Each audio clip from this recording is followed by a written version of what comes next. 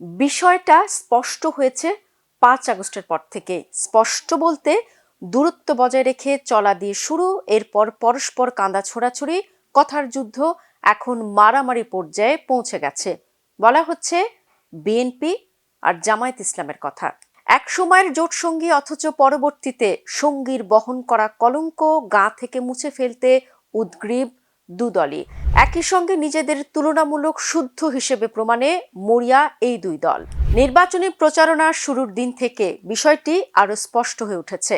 সেদিন থেকেই দুই দলের শীর্ষ নেতারা যেভাবে পরস্পরের বিরুদ্ধে ধারালো বক্তব্য দিয়ে চলেছেন, সামনের দিনে এই ধার আরো বাড়বে বলেই আশঙ্কা রাজনৈতিক বিশ্লেষকদের। আসন্ন নির্বাচনের প্রচারণায় বিএনপির দিক থেকে জামায়াতের বিরুদ্ধে 1971 সালের মুক্তিযুদ্ধে দলটির ভূমিকা, ধর্মের অপব্যবহার করে মানুষকে বিভ্রান্ত করা এবং ইলেকশন ইঞ্জিনিয়ারিং এর ষড়যন্ত্র করার অভিযোগগুলো সামনে আনা হচ্ছে। অন্যদিকে জামায়াতের পক্ষ থেকে বিএনপির বিরুদ্ধে দলটির নেতাদের অতীত দুর্নীতি, নেতাকর্মীদের অতীত সাম্প্রতিক দখল ও চাঁদাবাজি এবং তাদের নব্য ফ্যাসিস্ট হয়ে ওঠার অভিযোগ সামনে আনা হচ্ছে। ইন্টারেস্টিং বিষয় হচ্ছে, জামায়াত আসন্ন নির্বাচনকে আখ্যা দিচ্ছে দিন কায়েমের নিয়মতান্ত্রিক জিহাদ হিসেবে। দুই দলের এসব খোঁচাখুচি চলতে চলতে সামনে এসেছে বিদেশি আধিপত্যের ছায়া। বিএনপির দিক থেকে জামায়াতকে লক্ষ্য করে পিন্ডি অর্থাৎ পাকিস্তান, আর জামায়াতের দিক থেকে বিএনপির বিরুদ্ধে দিল্লির আধিপত্যবাদ চাপানোর চেষ্টা হচ্ছে। যদিও দুই দলই দাবি করছে বিদেশি শক্তির পুতুল হয়ে তারা কাজ করছে না, এমনকি করবেও না, বরং বাংলাদেশ ভিত্তিক ও বাংলাদেশ কেন্দ্রিক রাজনীতি তারা করতে চাইছেন। একটু বলে রাখা দরকার, আসন্ন নির্বাচনে বিএনপির সঙ্গে কৌশলগত জোটসঙ্গী বা সমঝোতা সঙ্গী আরো 7 দলের, আর জামায়াত আরো 9 দলকে নিয়ে নির্বাচনী ঐক্য গড়েছে। আরেকটি বিষয় লক্ষণীয়, দুই দলই একক ও জোটগতভাবে পরস্পরের নির্বাচনী ইশতেহারকে গালমন্দ করছে। এমনকি জামায়াত ও বিএনপি নির্বাচন নিয়ে নিজস্ব সিদ্ধান্ত, কৌশল, কর্মসূচির ব্যাপারে নাক না গলাতে পরস্পরকে সাবধান করে দিচ্ছে। রাজনৈতিক বিশ্লেষকদের মতে বিএনপি ও জামায়াত পরস্পরের বিরুদ্ধে কথার তুবড়ি ছোঁটালেও তাতে সমস্যা নেই, কিন্তু সংঘাতে জড়ালেই বিপদ।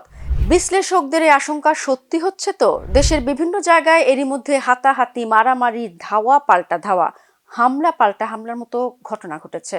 মাঝে একটি সৌহার্দ্য দেখা গিয়েছিল দুই দলের মধ্যে। বিএনপির প্রয়াত চেয়ারপারসন বেগম খালেদা জিয়ার জানাজায় জামায়াতের শীর্ষ নেতাদের শরীক হওয়া এবং পরবর্তীতে তারেক রহমানের সঙ্গে দেখা করে সান্ত্বনা দেওয়ার মতো দৃশ্য দেখেছে দেশের মানুষ। দর্শক, আপনার কি মনে হয় না এটুকু অন্তত হয়তো হতেই পারে? এটা তো মৌলিক সৌজন্য, কিন্তু বড় পরিসরে রাজনৈতিক ও আদর্শগত দ্বন্দ্ব কি চাইলে ভোজবাজির মতো উধাও করা সম্ভব? 24-এর গণঅভ্যুত্থানের অন্যতম লক্ষ্য পারস্পরিক শ্রদ্ধাবোধ ও শান্তিপূর্ণ সহাবস্থানের মতো সুন্দর সুন্দর কথাগুলো অন্তর্ভুক্ত। অর্থাৎ নতুন বাংলাদেশ বিনির্মাণে সম্প্রীতি একটি অপরিহার্য বিষয়। কিন্তু সুন্দর কি শুধু কথাতেই সীমাবদ্ধ? তাই তো দেখা যাচ্ছে বাস্তবে সুন্দর অর্জন করা কঠিনই বটে। ঘুরে ফিরে যা লাউ তাই কদু। বাংলাদেশের রাজনৈতিক অপসংস্কৃতির জুজু থেকে যেন বের হতে পারছে না কেউ।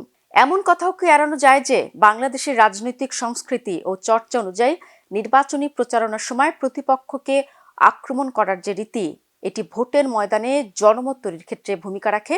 কারণ অনেক সময় ভোটাররা মিথ্যাকেও সত্য মনে করেন।